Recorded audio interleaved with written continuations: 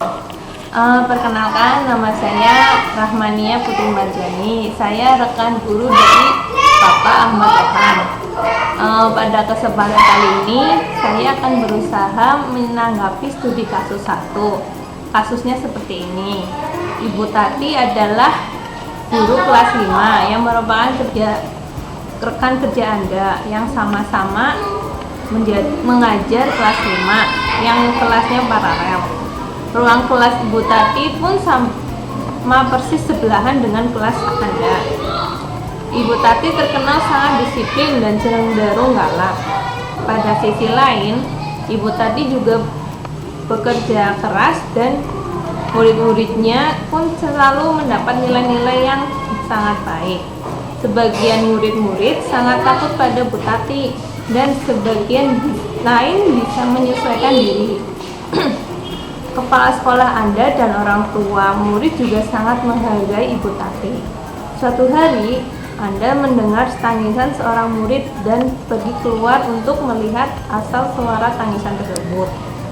Anda melihat seorang murid perempuan kelas 5 sedang berlutut di atas bebatuan sekolah yang sangat panas hari itu, menghadap di depan pintu kelas Ibu Tati. Anda melihat Ibu Tati tampak tidak menghiraukan suara tangisan muridnya dan tetap mengajar seperti biasa.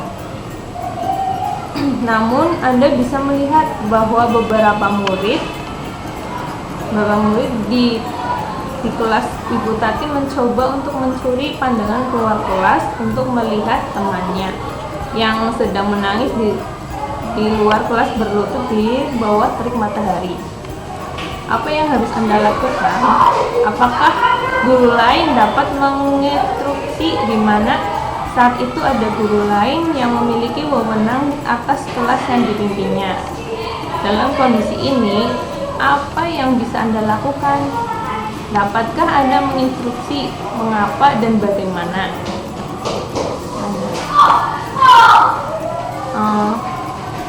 Menurut saya pribadi, apa yang dilakukan Ibu Tati dari segi disiplin itu sudah baik. Ibu Tati sudah menerapkan disiplin yang tinggi. Ibu Tati juga seorang pekerja keras, seorang yang mempunyai integritas yang tinggi. Apa yang dilakukan Ibu Tati dari segi disiplin sudah bagus. Akan tetapi, penerapan hukuman atau punishment karena melanggar peraturan di kelas harus sesuai dengan kriteria dan usia anak. Tentunya, penerapan disiplin di setiap kelompok umur berbeda-beda. Kalau untuk lingkup SD, mungkin penerapan kedisiplinannya yang dilakukan Ibu Tati kurang tepat. Kalau di SD, penerapan kedisiplinan siswa bisa dilakukan dengan pendekatan personal, yang artinya dilakukan dengan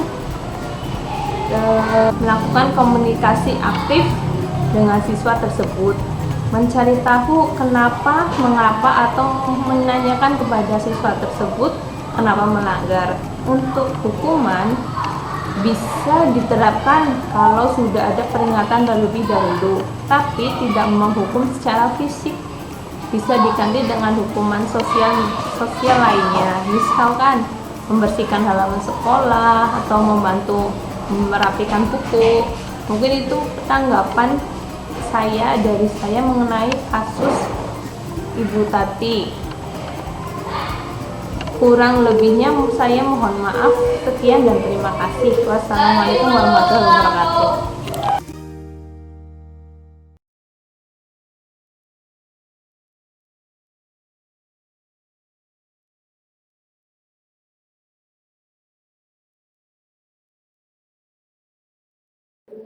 Saya sependapat dengan Ibu Nia tentang kasus yang terjadi pada Bu Tati, bahwa untuk penerapan kedisiplinan siswa itu harus disesuaikan dengan kelompok umur. Akan tetapi, sesuai dengan apa yang saya pelajari di program guru penggerak ini, bahwasanya punishment atau reward pada siswa itu seharusnya dihindari. Menurut yang saya pelajari, bahwa punishment itu adalah alternatif terakhir untuk menyelesaikan masalah.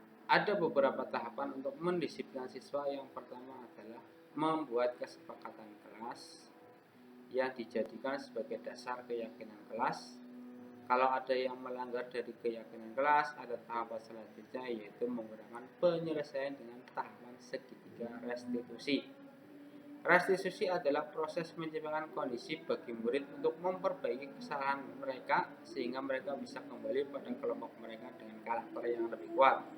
Hosen 2004. Restitusi juga adalah proses kolaboratif yang mengajarkan murid untuk mencari solusi untuk masalahnya dan membantu murid berpikir tentang apa yang orang yang seperti apa yang mereka inginkan dan bagaimana mereka harus memperlakukan orang lain.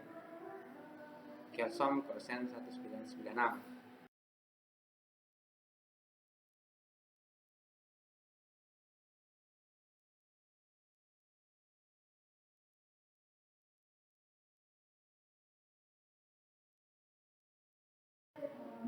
Menurut pendapat saya, prinsip berpikir dari Bunia adalah prinsip berpikir berbasis rasa peduli atau compassion thinking, di mana Ibu Nia memposisikan sebagai murid yang dihukum oleh Ibu Tuti yang bisa merasakan adanya beban emosi yang berlebihan yang dapat membuat sakit hati dengan jangka panjang.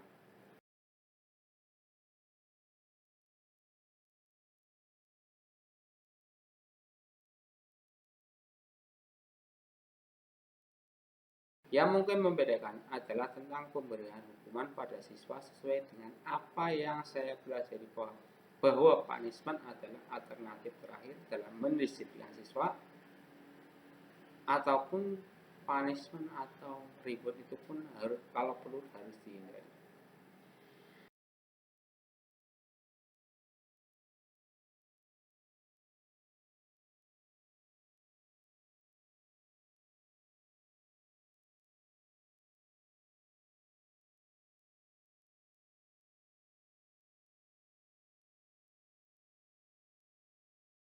Sesuai dengan apa yang saya pelajari, ada sedikit perbedaan dalam mendisiplinkan siswa mengenai punishment atau hukuman yang menjadi alternatif, bahkan mungkin harus dihindari.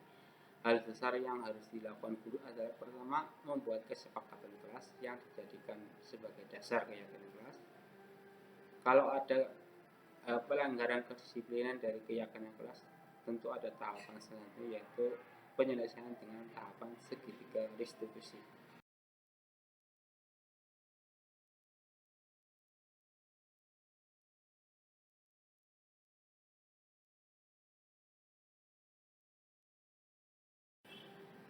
Dunia pendidikan sekarang tentunya harus sesuai dengan kodrat alam dan kodrat zaman. Kodrat alam tentunya harus selalu memelihara kearifan lokal tentang kebudayaan, rasa kasih sayang dan tolong menolong. Kodrat zaman dalam hal ini